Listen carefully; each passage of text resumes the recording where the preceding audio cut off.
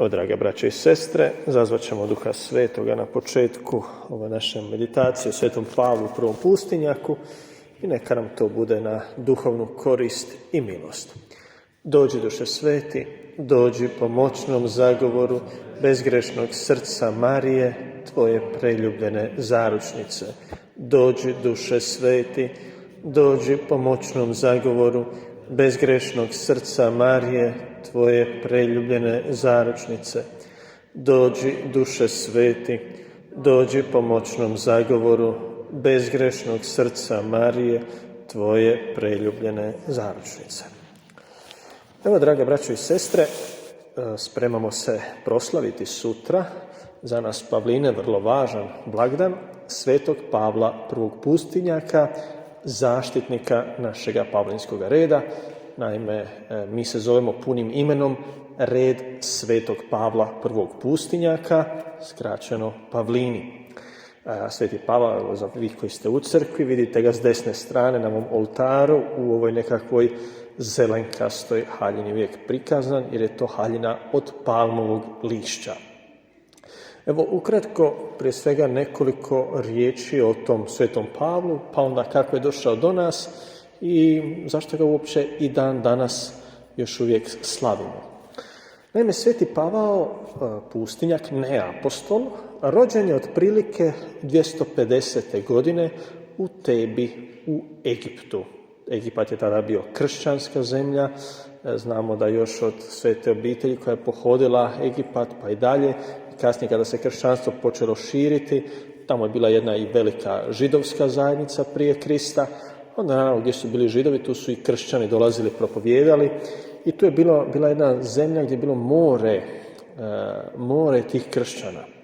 Međutim, vrlo se dobro sjećamo nečega što je naznačeno na ovoj drugoj ovdje slici gdje vidimo pokolj nevine dječice, a to je, znamo dobro da su prva stoljeća kršćanske ere bila obilježena mnogim progonstvima. Često su carevi progonili kršćanstvo iz različitih razloga.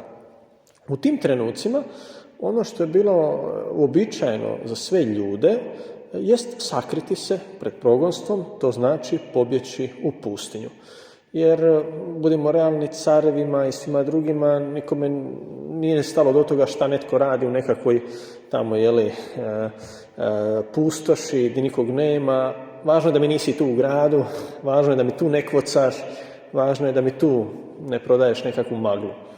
Tako da bi se oni mnogi kršćani za vrijeme tih progonstava bi se skrivali u pustinji. Međutim, sam život Svetog Pavla kao mladića, o kojem nam govori Sveti Jeronim, ima još jednu dodatnu situaciju, to je da on poticao iz jedne, kaže Sveti Jeronim, imućnije obitelji i sad, kaže, bilo je to vrijeme progonstva, ali ne ono skroz da je baš bilo javno. Znači, carevi su znali, pogotovo Decije, Dioklecijan i drugi, oni bi najavili, evo, sad je progon kršćana, kogod ubije kršćanina, koga dovede na sud, dobije nagradu, na primjer. Znači, u tom trenutku, kad započinje priča o Svetom Pavlu, to još nije bilo tako javno, ali tenzije su tu bile, neko te je mogao prijaviti. I sad što se dogodilo? Sveti Pavao je rano ostao bez roditelja, naslijedio veliki imetak, imao je mlađu sestru koja se isto udala za jednog Rimljanina poganina. Taj, kad je doznao da je Pavao pobožan kršćanin, onda mu je zaprijetio da će ga, ako mu ne da zemlje, da će ga prijaviti. I zapravo Sveti Pavao, tada mladić, je biti pobjegao u pustinju da se spasi. I ostao je neko vrijeme, jer tako u to vrijeme nekako su i započeli ti Decijanovi progoni. Međutim, što se dogodilo? Da je Pavao je zapravo, kad je jednom okusio milost Božju koju je tamo doživio, shvatio da je to, Bog u tom imao prst svoj. I nešto što je započelo kao bijeg, kao nepravda, kao nekakva osuda, ni kriv ni dužan, netko te zbog zemlje, još si ostao bez roditelja, naslijedio nešto malo zemlje i sad zbog toga iz najbliže obitelji neko te želi progoniti, suditi, moraš bježati, nešto teško, postaje nešto što je za Pavla postalo poziv. Poziv za slijediti Krista. I on je u pustinji ostao nekakvih 100 godina I zapravo ne znamo baš ništa o tom vremenu, osim evo da je živio na nekakvom tamo izvoru, nekakvoj oazi, što je bilo tipično za pustinjake onoga vremena. Ne znamo ništa sve do trenutka kad ga je na zadnji dan njegovog života pronašao u pustinji sveti Antun Pustinjak, Antun Opat, kojeg slavimo 17.1. Naime, zanimljivo je da ta priča zapravo počinje upravo sa svetim Antunom, čije svjedočanstvo donosi sveti Jeronim, kako sam rekao. Naime, Antun je poznat kao osnivač tog pustinjačkog pokreta, tog vrste života, tog prvog redovništva, i on je nekako, kaže Jeronim, imao neki osjećaj, viziju da je on možda najbolji na neki način. I za vrijeme jednog sna gospodin mu kaže: Antiša, dobar si ti, ali još dublje u pustinji ima jedan još svetiji, još 30 godina više od tebe u pustinju. Antun rekao: pa idem ga naći. I zapravo većina tog kratkog životopisa, koji ima svega 10-ak stranica, opisuje tu potragu svetog Antuna za svetim Pavlom, kako on ide kroz tu pustinju, pa naleti na neke zvijeri, pa se mora sakriti, pa onda mu dolaze u susreti neka mitološka bića. Na kraju je vučica ta koja mu pokazuje tu špilju gdje se je Pavao skrivao, i kad ga sretne, istina prvo ga nije htio pustiti unutra, ali ajde, nekako su se izmirili, ušao je u spilju i Pavao mu rekao: vidi, dobro da si došao, jesi dobro, šta ima, dobro. I kaže: pa evo, sve to tako, drago da smo se upoznali. Kaže: vidiš, super da si došao, baš te je gospodin poslao u pravi tren, jer, kaže, ja samo što nisam umro. Zato te molim, brzo trči u Aleksandriju, idi do biskupa Atanazija i traži njegov palij. Palij vam je jedan dio liturgijske odjeće koje metropolit može nositi, nekakav kao ogrlica platnena, lanena, koju nosi papa ili metropolit u svojoj biskupiji može nositi. Da mi donese to, da mi to da, jer želim biti pokopan u tome. On je to učinio i dok se vratio, kaže, zatekao je Pavla kako klečeći moli raširenih ruku.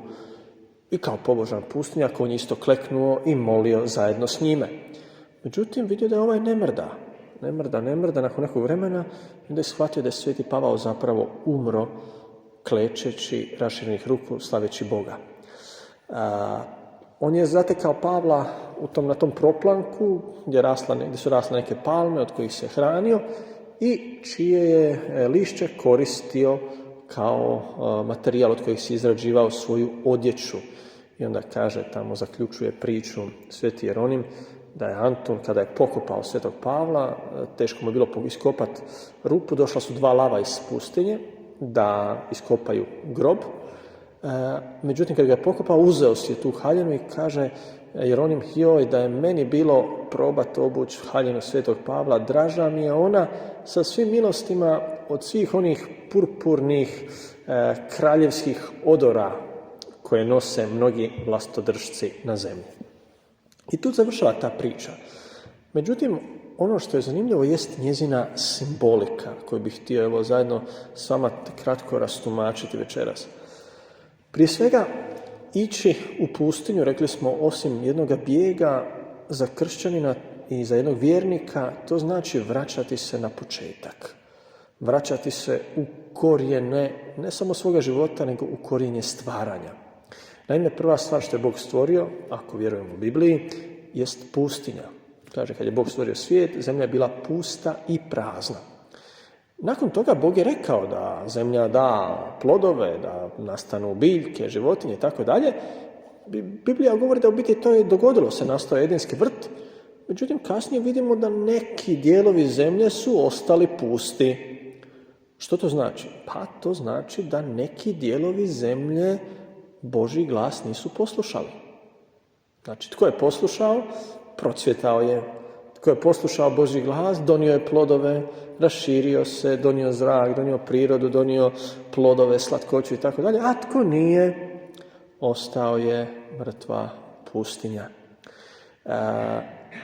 Tako da s jedne strane ta pustinja, ona je zadržala, to je zemlja koja je zadržala oblik koji je imala na početku stvaranja. I bježati u pustinju znači u biti vraćati se na te početke, vraćati se, razmatrati taj jedan, koji to plan Bog ima za cijeli ovaj svijet i koja je moja uloga u njemu, s jedne strane.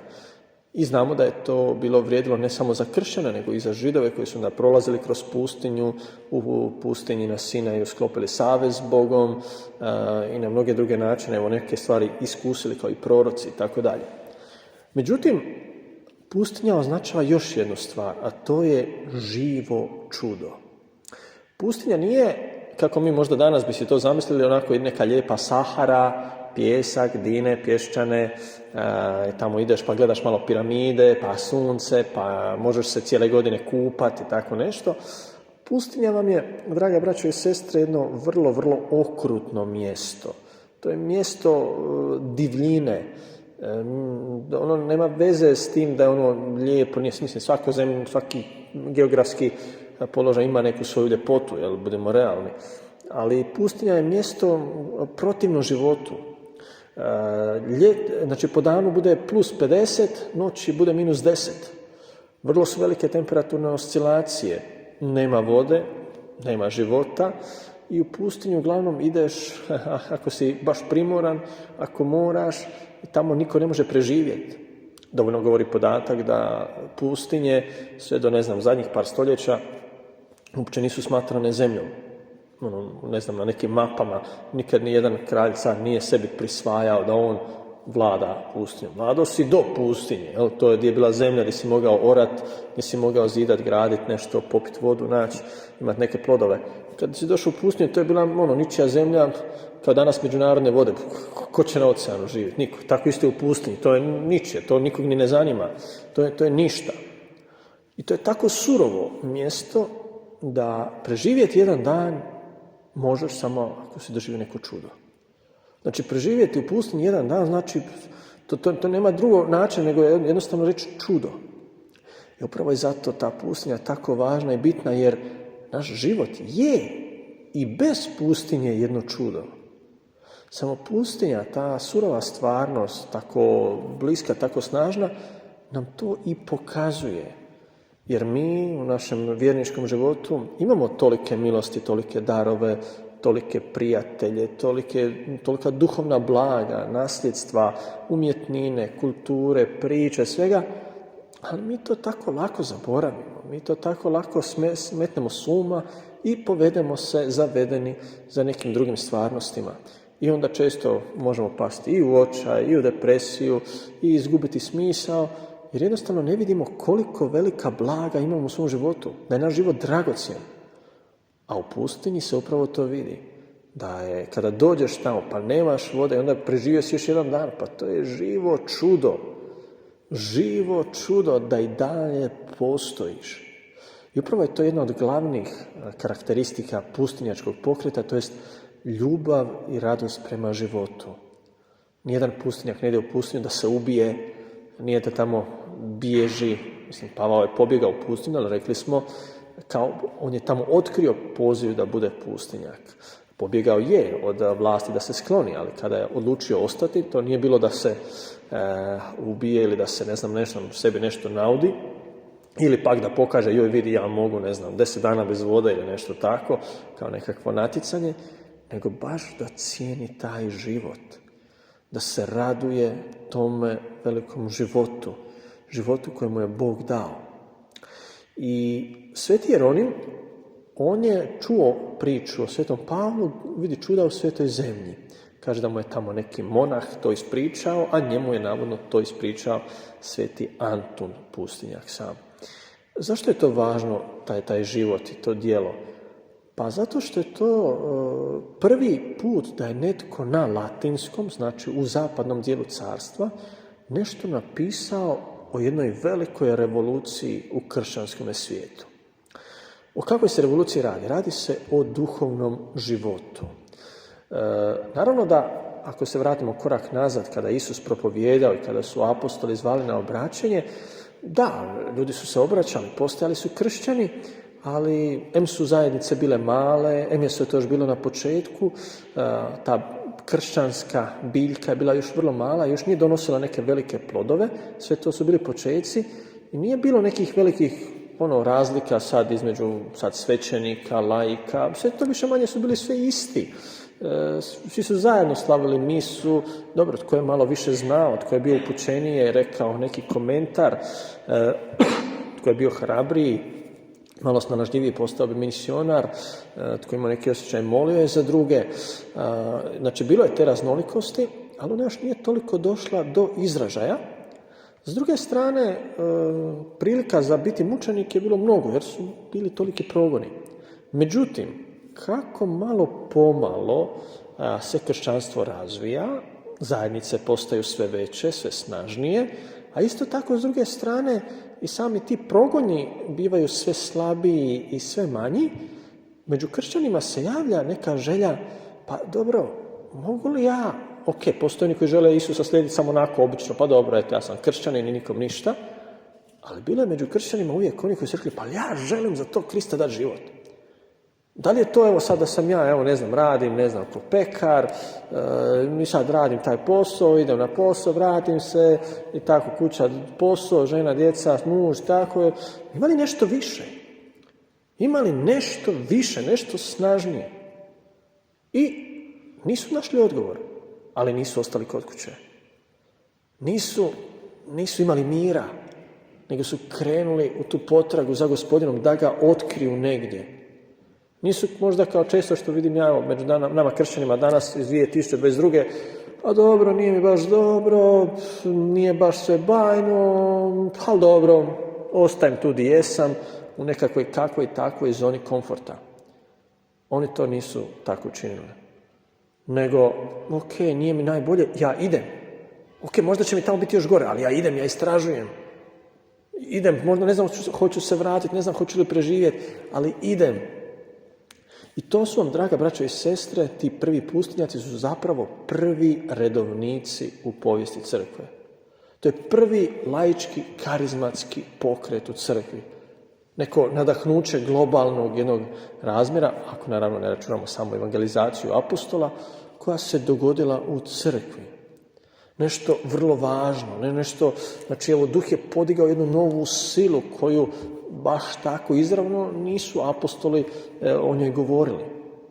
U isto to vrijeme crkva je doživljavala jednu od najvećih svojih kriza ikad. U to vrijeme pojavila se prva najveća hereza. Hereza, dobro, danas nama to zvuči vrlo strašno, ta riječ, to je kao otpad od vjere, a nije to tako, s jedne strane nije nešto tako strašno. Hereza vam je naime stvar da netko vjeruje u Boga, ali vjeruje na malo drugačiji način.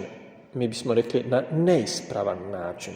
Međutim, dok ne dođe neki sabor crkveni ili biskup ne proglasi, to se ne zna. Znači, ja vjerujem u Isusa, tako i tako, ti mrvicu drugačije, dok to nije poprimilo neke malo veće razmjere, dok to naše uvjerenja nisu se počela još više razlikovati, nitko nije ni znao da ja možda ili ti malo drugačije vjeruješ u neke stvari. Jer budimo realni, nije svako ni sve znao, nije puno toga bilo rečeno, napisano, nije bilo teoloških škola, biblijskih priručnika, prijevoda i tako dalje. Stvari su se prenosile i onako po riječima, neko je mogao promijeniti, neko ovako, neko onako, ali ipak dogodilo se da su se pojavile, globalno govoreći, malo to pojednostavljujem, dvije velike struje u kršćanstvu. Jedna ova, to tako reći, naša, koja je do dan danas opstala, tog jednog kršćanstva, kako mi kažemo, pravog katoličkog, a druga je ovo arijevsko kršćanstvo. Što je Arije propovijedao? On je bio svećenik, upravo iz Aleksandrije, iz Egipta, i čovjek koji je stvarno bio veliki vjernik, vrlo pobožan čovjek, nada sve, učen u Svetom pismu, u Starom zavjetu, Novom zavjetu, to mnogo čitao i tako dalje. I pojavljivali su se rasprave na temu Isusovog božanstva. Znači, ko je bio Isus? To je njima bilo pitanje. Želim tog Isusa slijediti, ali da bi ga mogao slijediti, moram otkriti tko je Isus bio. I sad, bio je čovjek, to sigurno je, rođen od Marije Djevice, dobro. Istina, začet po Duhu Svetom, sve to stoji, ali sad je pitanje čovjek i Bog, ali na koji način? Da li je moguće da je on baš bio potpuni Bog i potpuni čovjek? Ili je možda bio pa i čovjek i Bog, ali zapravo malo jedno, malo drugo? Ili, kako bi Arije to rekao, bio je potpuno čovjek, a Bog je postao u jednom trenutku. Ili još točnije, Arije, njegovi znači sljedbenici su govorili, bio je jedan trenutak kad on nije bio Bog. Nego je on biti bio čovjek koji je postao Bogom. Nama to možda zvuči ponekad i smiješno i čudno, ali to je bila jedna slika i uvjerenje koje dolazi iz antičkog svijeta, koji je vjerovao da čovjek može postati Bogom. S jedne strane je to dosta pozitivna slika, znači da božanski i ljudski svijet nisu odvojeni, nego imaju neku poveznicu. Znači, bogovi za stare Rimljane, iako su to bili mnogobošci, iako su vjerovali u svakakve stvari, jedno je sigurno, oni nisu smatrali da su to neki daleki bogovi koji nemaju veze sa svijetom. Imaju i tekako. I u ekstremnim situacijama neki pojedinci su mogli nekako surađivati, učiniti neke herojske stvari i postati kao bogovi, pobožanstvice, kao na primjer Herkules ili neki carevi i tako dalje. I sad to je bila neka uvriježena slika za koju su oni znali da je tako nešto, postala je takva ideja. Kada su počeli razmišljati o Kristu, Arije i neki drugi su rekli, pa da, vjerojatno je tako nešto bilo s Isusom. Zašto? Ne zbog Grka, nego zbog evanđelja. Jer naime, ako otvorite i dan danas evanđelja, pogotovo grčki tekst, nećete naći ni jednu jedinu rečenicu u kojoj se kaže Isus Krist je pravi Bog. Točka. On je taj Bog. Baš tako, od A do Ž, baš takav citat nema. Postoji nekih 6-7 rečenica koje vrlo snažno o tome govori. U kojima se govori da je on Bog, ali u grčkom jeziku bez člana, a to za one jezike gdje postoji član, to je vrlo, vrlo važno. Znači da je baš Bog. Da nije samo nekakav Božić, nekakvo božanstvo, nekakav Bogić, Božić i tako nešto. Nego da je baš Bog, onaj pravi, onaj Jahve. Jel? Toga u Bibliji nema. I sad, s druge strane, neki su kršćani, kao mi danas, vjerovali da je on baš taj pravi Bog, dok Arije kaže, sorry, toga u evanđelju nema. Toga u Bibliji nema. Cijela ta drama je kulminirala čak i progonima, nemirima, tukli su se, ubijali su se, svašta je nešto bilo između tih Arijevaca i ostalih kršćana, sve dok se stvar nije donekle riješila na prvom ekumenskom saboru pape i svih biskupa tadašnjeg svijeta 325. u Niceji, današnja Turska. Sve se to događalo za vrijeme u biti života svetoga Pavla. I jedan od glavnih protagonista, vodećih ljudi na tom prvom saboru jest upravo bio biskup Atanazije. Taj biskup od kojeg je Pavao htio da mu Antun donese pali. Atanazije, inače, usput budi rečeno, bio učenik svetog Antuna Pustinjaka. I što su crkveni oci odlučili tada na tom prvom crkvenom saboru? Odlučili su u vjerovanje, apostolsko vjerovanje koje mi dan danas molimo, dodati jednu jedinu riječ koja u evanđelju nije zapisana i vjerovati u nju kao da je evanđelje. A to je kada mi molimo i dan danas kažemo istobitan Otcu. Vjerujemo u Isusa Krista, Sina njegova jedna, koji je svjetlo od svjetla, istobitan Otcu. Te riječi na grčkom homoiousios nema u Novome Zavjetu. Što znači da on baš isticati Bog, kakav je Otac, kakav je Duh Sveti, da su njih trojica jedan jedini. Nisu trojica, nego jedan jedini Bog, ali tri božanske osobe. I to je bila velika revolucija, zato što to je prvi put da je se netko usudio vjerovati u neku riječ koju su oni sami smislili i dopisali. Neko će reći, pa to je dodatak. Ne smiješ Božjoj riječi ništa dodati. Dok su crkveni oci uzvođeni Duhom Svetom rekli, ne, mi nismo ništa dodali. Mi smo samo jednom riječju izrazili još bolje ono što je tamo. Naša svijest o vjeri može rasti. Evo, toliko samo malo da znate kontekst. To je bila velika rasprava i kasnije su se te rasprave teološke i dalje nastavile. ali vidite, tragove i dan danas imamo u vjerovanjima koje molimo. Imamo apostolsko vjerovanje koje je satkano od citata iz Svetoga pisma i ovo drugo, Nicejsko-Carigradsko. Međutim, u Nicejsko-Carigradskom ima tih nekoliko riječi, kasnije su još neke dodane, kojih nema u Bibliji. I upravo je to znakovito da je Pavao, kao predstavnik pustinjaka, htio pokazati da oni, pustinjaci, stoje upravo na strani crkve katoličke, strani biskupa Atanazija, koji je ostao vjeran rimskome papi, rimskome biskupu, za razliku od Arijevaca onoga vremena.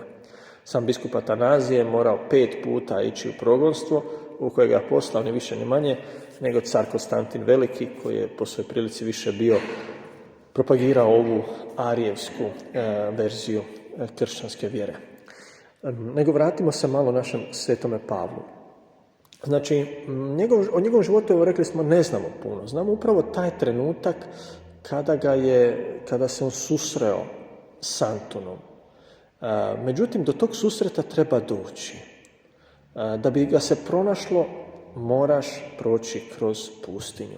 I vrlo je znakovito da je sveti Jeronim odlučio baš na taj način opisati život svetoga Pavla. Sigurno s jedne strane nije imao puno podataka, s druge strane imao je samo svjedočanstvo svetoga Antuna, ali to ne umanjuje jednu genijalnost svetoga Jeronima, koji je odlučio pokazati da on nama nije htio sad napisati za život, pa evo, rodio se, umro, to je volio, imao je toliko kila, to je jeo, tu i tu molitvu je molio, taj psalam mu je bio najdraži, nekakve osobine, nekakve kreposti, nego nam pokazuje taj životopis kao potragu za svetim Pavlom, kao potragu za pravim prijateljem.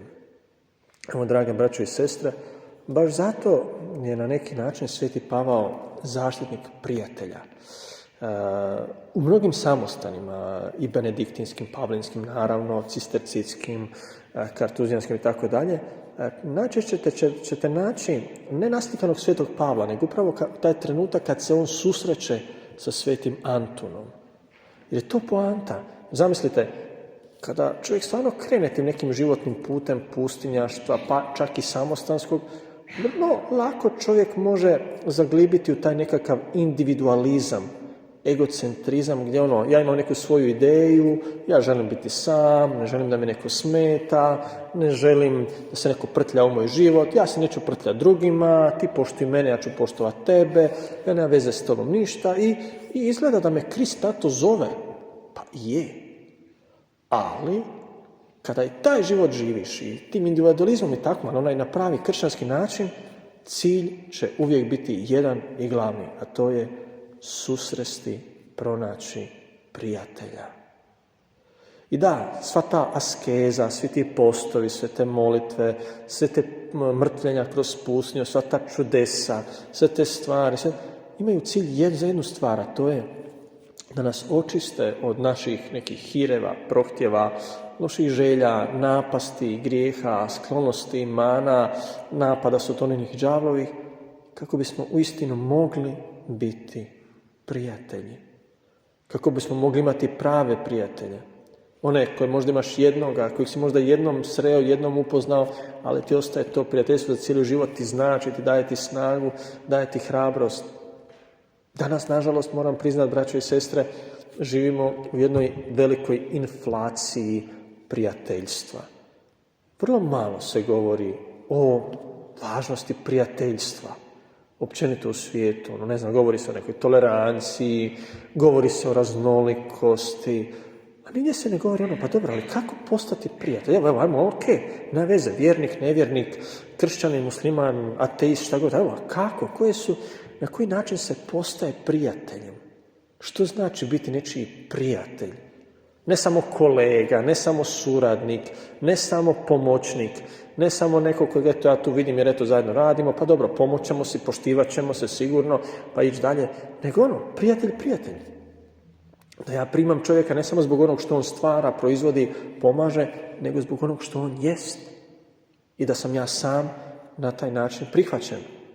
A da opet ne razmišljamo sad o, možda, bračnom prijateljstvu, ljubavi i sada ne idemo sad neke nastranosti koje današnji svijet propagira. Nego kako biti baš prijatelj. I što to znači?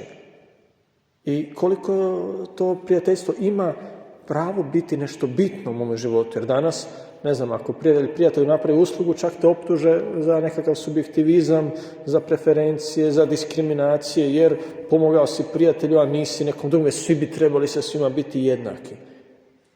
Dok, međutim, Bog nas takve nije stvorio. Bog nas je stvorio da tragamo za prijateljstvom. I upravo slijediti Svetoga Pavla, tražiti zapravo Svetoga Pavla jest životni poziv u kojem tražiš prijatelja. Ali tražiš isto tako, ne možeš prijatelja naći da, ti si našao prijatelja, a on tebi nije našao. To je nešto uzajamno. Znači, ako ja tražim prijatelja, na neki način i taj prijatelj mora naći mene. Jer inače, ne mogu ja tebi biti prijatelj, ti meni nisi. Ili smo oboje prijatelju ili nismo, bez obzira što, ne znam, možda se ti meni ne sviđaš, ja tebi da pa imamo nekakvih čudnih okolnosti. Znači, ovo je jedna priča o potrazi za istinskim, dubinskim, pravim prijateljstvom. Ponavljam, ne samo na način da zajedno možemo jesti, da možemo zajedno, ne znam, razgovarati, čitati novine, komentirati, igrati, nego baš da slijediš iste životne kršćanske ideale kao naš spasitelj Isus. I upravo se tu vidi da ta priča, čim su se oni tako našli, čim su oni ostvarili svoje prijateljstvo, tu priča odjednom na neki način, barem s narativne strane, završava jer je ispunjena misija života Svetoga Pavla. Jer on, ponavljam, nije pobjegao u pustinju da bi se maknuo od svijeta, da ne bi na nikog mislio, da ne bi za nekog molio. Nego zapravo njegov put u pustinju je bila upravo ta potraga za tim pravim prijateljem Kristom, kojeg je on doživio u Svetom Antunu i u cijeloj toj situaciji koja se dogodila u njihovom životu. Kao znak toga, ima jedan detalj, nisam ga spomenuo, a često se vidi na slikama, pogotovo nalazi se na našem pavlinskom grbu, a to je gavran koji donosi hranu. I Sveti Pavao, kad mu je došao Antun, je rekao, vidi čuda, taj gavran mi uvijek donosio pola kruha. A sad kad si ti došao, kad smo se upoznali, postali prijatelji, gavran je donio cijeli kruh. I u tome su vidjeli znak blagoslova Božjega, da je Bog upravo želio da se pronađu, upoznaju, jer Bog želi hraniti naša prijateljstva. Evo upravo ćemo zato i sada, drage braćo i sestre, izmoliti ili otpjevati himne. Molit ćemo za sve naše prijatelje, dosadašnje, možda već pokojne, trenutne prijatelje koje imamo i sve one prijatelje koje ćemo u životu otkriti. Nikad ne znaš, možda za njih 2-3 godine ćeš otkriti neku osobu, pronaći nekog mlađeg, starijeg od sebe koji će ti puno značiti, puno pomoći i kroz koga ćeš upoznati Boga još više. Evo neka Bog bude blagoslovljen u svim našim prijateljstvima i daje da svakog prijatelja znamo zahvalno poštivati i ljubiti kao Krista. Slava Otcu i Sinu i Duhu Svetomu.